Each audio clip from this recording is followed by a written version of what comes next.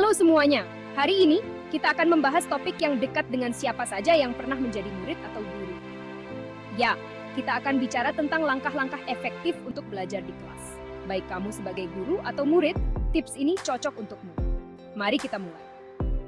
Pertama, persiapan adalah kuncinya. Sebelum masuk kelas, pastikan kamu punya tujuan yang jelas tentang apa yang ingin kamu pelajari atau ajarkan. Ini seperti mengatur GPS sebelum perjalanan. Kamu harus tahu kemana tujuanmu. Begitu kamu berada di kelas, semuanya tentang keterlibatan. Para guru, ini berarti menciptakan lingkungan yang interaktif. Ajukan pertanyaan, dorong diskusi, dan mungkin adakan beberapa kegiatan kelompok. Para murid, tugas kalian adalah berpartisipasi. Jangan hanya duduk diam. Terlibatlah, ajukan pertanyaan, dan berkolaborasi dengan teman-temanmu. Sekarang mari kita bicara tentang penggunaan sumber daya. Di era digital ini, kita memiliki lebih banyak alat daripada sebelumnya.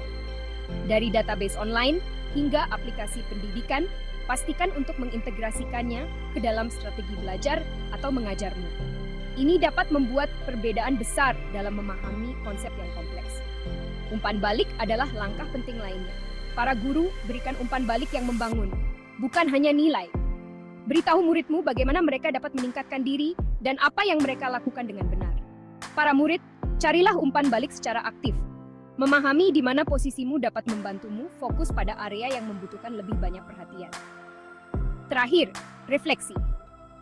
Setelah setiap kelas, luangkan waktu sejenak untuk merenungkan apa yang telah dipelajari dan bagaimana itu diajarkan.